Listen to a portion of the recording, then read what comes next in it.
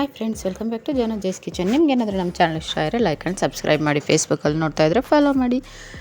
ಬನ್ನಿ ಫ್ರೆಂಡ್ಸ್, ನಾವು ಇವತ್ತೊಂದು ಹಲ್ವಾ ಮಾಡೋಣ. ಕೋಕೋನಟ್ ಹಲ್ವಾ, ಕ್ಯಾರೆಟ್ ಹಲ್ವಾ, ಬೂದ್ಗುಂಬಳಕಾಯಿ ಹಲ್ವಾ ಎಲ್ಲ ತಿಂದಿರ್ತೀರ. ಯಾವತ್ತಾದ್ರೂ ಬಿಸ್ಕೆಟ್ ಹಲ್ವಾ ತಿಂದಿದ್ದೀರಾ ಫ್ರೆಂಡ್ಸ್? ಬನ್ನಿ ಟ್ರೈ ಮಾಡೋಣ. ಮೊದಲಿಗೆ ಒಂದು ಪ್ಯಾನ್ ತೊಗೊಳ್ಳಿ. ಅದಕ್ಕೆ 2 ಪಾರ್ಲೆಜಿ ಬಿಸ್ಕೆಟು, ಹಾಗೆ ಅದಕ್ಕೆ ಎಷ್ಟು ಇಡಿಸುತ್ತೋ ಅಷ್ಟು ನೋಡಿಕೊಂಡು ಹಾಲು ಹಾಕ್ಕೊಳ್ಳಿ. ಬಿಸ್ಕೆಟ್ ಎಲ್ಲ ಕರ್ಗೋವಷ್ಟು ಹಾಲು ಹಾಕ್ಕೊಳ್ಳಿ. ಬಿಸ್ಕೆಟ್ ಎಲ್ಲ ಮೆಲ್ಟ್ ಆಗ್ತಿದ್ದಂಗೆ ನೀಟಾಗಿ ಈ ಥರ ಎಲ್ಲ ನೀಟಾಗಿ ಮಿಕ್ಸ್ ಮಾಡ್ಕೊಳ್ಳಿ. ಬಿಸ್ಕೆಟ್ ಎಲ್ಲ ಫುಲ್ಲು ಮೆಲ್ಟ್ ಆದಮೇಲೆ ಒಂದು 5 ನಿಮಿಷ ಕುಕ್ ಮಾಡ್ಕೊಳ್ಳಿ. ಅದು ಕುಕ್ ಆಗೋಷ್ಟೊತ್ತಿಗೆ ನಾವು ಡ್ರೈ ಫ್ರೂಟ್ಸ್ನ ಫ್ರೈ ಮಾಡ್ಕೊಳ್ಳೋಣ.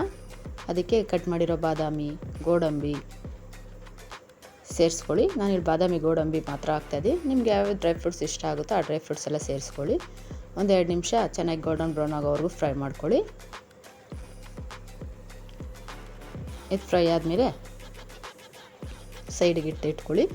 ಈಗ ಬಿಸ್ಕೆಟ್ ಹಲ್ವಾಗೆ 1-2 ಸ್ಪೂನ್ ತುಪ್ಪ ಹಾಕ್ಕೊಳ್ಳಿ.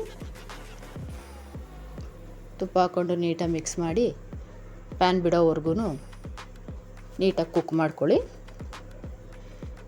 ಸಡನ್ನಾಗಿ ಗೆಸ್ಟ್ ಬಂದಾಗ, ಮಕ್ಕಳು ಏನಾದರೂ ಸ್ವೀಟ್ ತಿನ್ನಬೇಕು ಅಂದಾಗ ಈಸಿಯಾಗಿ ಬರೀ 10 ನಿಮಿಷದಲ್ಲಿ ಈ ಹಲ್ವಾ ಮಾಡಿಕೊಡಿ ಫ್ರೆಂಡ್ಸ್. ವೆರಿ ಕ್ವಿಕ್ ಆ್ಯಂಡ್ ಟೇಸ್ಟಿಯಾಗಿರುತ್ತೆ, ಬೇಗನೂ ಆಗುತ್ತೆ. ನೋಡಿ, ಈಗ ಪ್ಯಾನ್ ಬಿಡ್ತಾ ಇದೆ. ಈಗ ಇದಕ್ಕೆ ಡ್ರೈ ಫ್ರೂಟ್ಸ್ ಆ್ಯಡ್ ಮಾಡೋಣ. ನೀಟಾಗಿ ಮಿಕ್ಸ್ ಮಾಡ್ಕೊಳ್ಳಿ.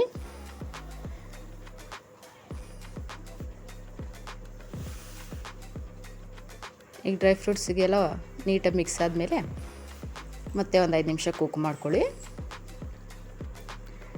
ನೋಡಿ ಫ್ರೆಂಡ್ಸ್, ಪ್ಯಾನ್ ಎಷ್ಟು ನೀಟಾಗಿ ಬಿಡ್ತಾ ಇದೆ, ಆವಾಗ ಹಲ್ವಾ ಕುಕ್ ಆಗಿದೆ ಅಂತ. ಒಂದೊಳ್ಳೆ ಮಿಕ್ಸ್ ಕೊಟ್ಟಾದಮೇಲೆ ನಮ್ಮ ಈ ಬಿಸ್ಕೆಟ್ ಹಲ್ವಾ ರೆಡಿ ಆಗುತ್ತೆ ಫ್ರೆಂಡ್ಸ್. ನೋಡಿದ್ರಲ್ಲ ಎಷ್ಟು ಈಸಿಯಾಗಿ ಬಿಸ್ಕೆಟ್ ಹಲ್ವಾ ಮಾಡ್ಬೋದು ಅಂತ.